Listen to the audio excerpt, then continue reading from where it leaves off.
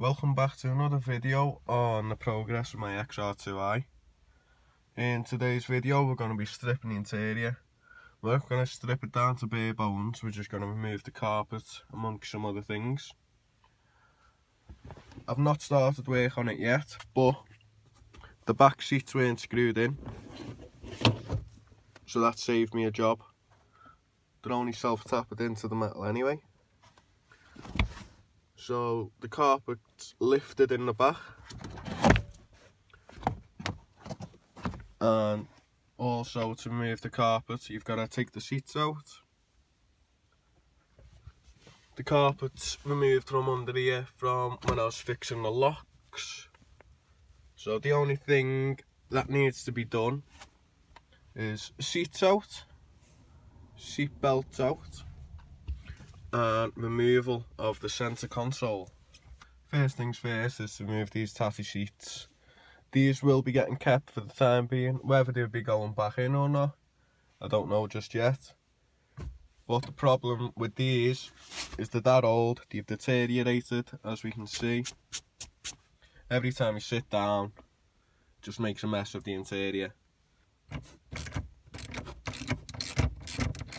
Got a 10mm ratchet set up here. I'll come back to you when I've got all 4 bolts out.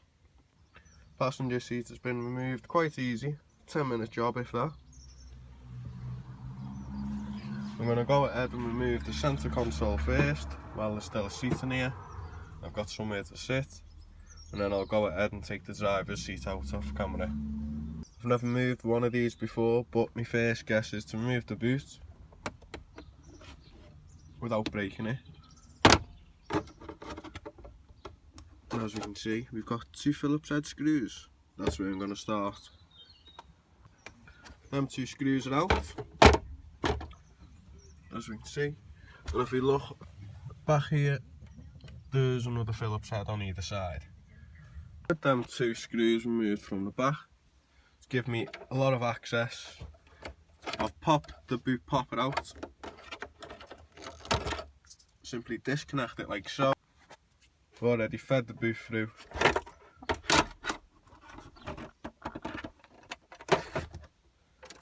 As easy as that.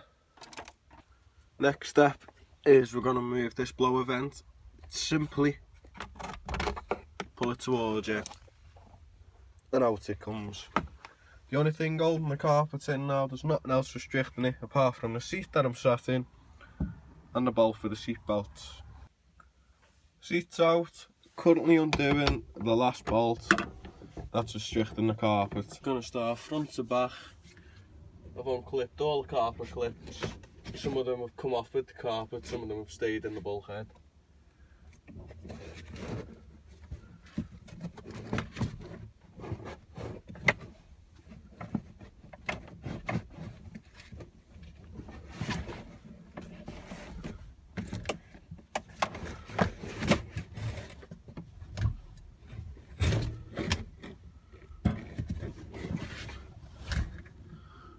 Doesn't look too clever under there whatsoever.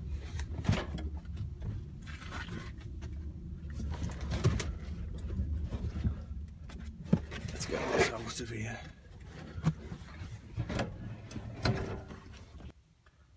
I already knew about these 2 disasters from when I was looking for the wires for the locks.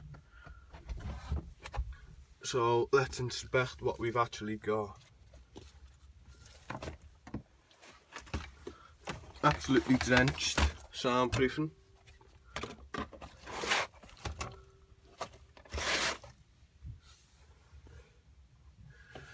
Passenger side, got a hefty hole. Driver's side is gone, and the rust is creeping up the A-pillar. This, just discovered myself, it's a burn mark, so obviously it's been welded with the soundproofing still in. And clearly it has, so that's going to want some attention.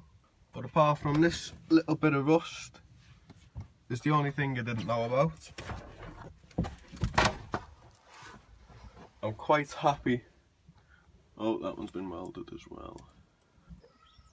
With the carpet up, goes the underlay.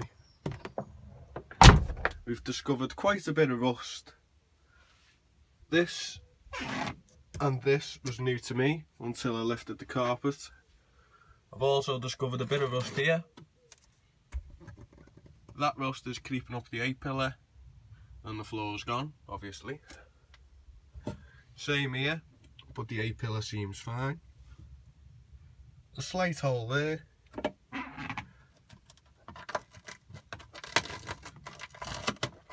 And the floor's gone there as well. I'm just going to go around all the rust and determine how bad it actually is.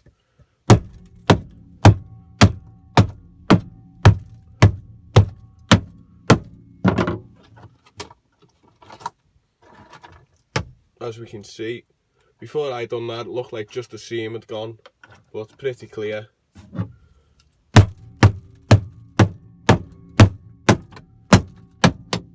It's more than just the seam that's gone.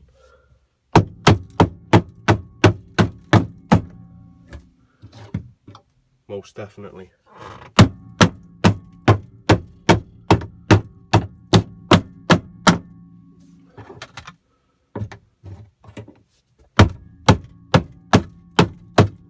So all the new rust that I've found, I'm going to go around and inspect it. By inspecting it, I mean doing that same procedure by hitting everything with a hammer, just to see how bad it actually is, and then we can go from there. I've come across quite a lot of rot. That's solid on this side.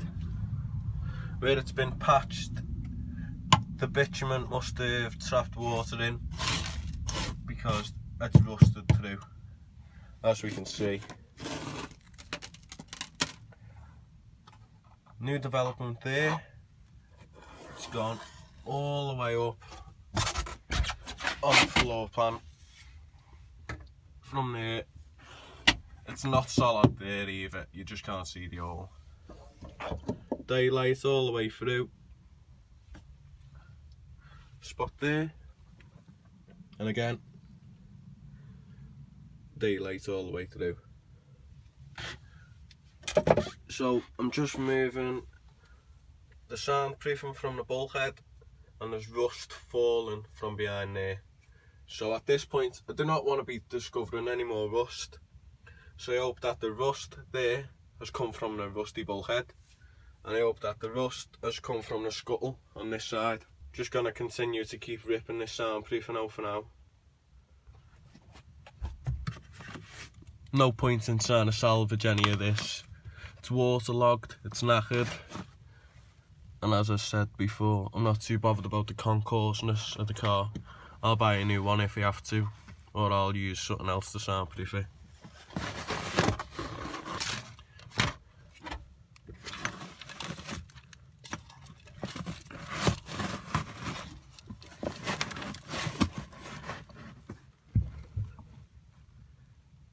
More rust. I'm going to rip this out completely, and then I'll come back to you with the verdict. So there's not much more I can do to progress on the vehicle anytime soon.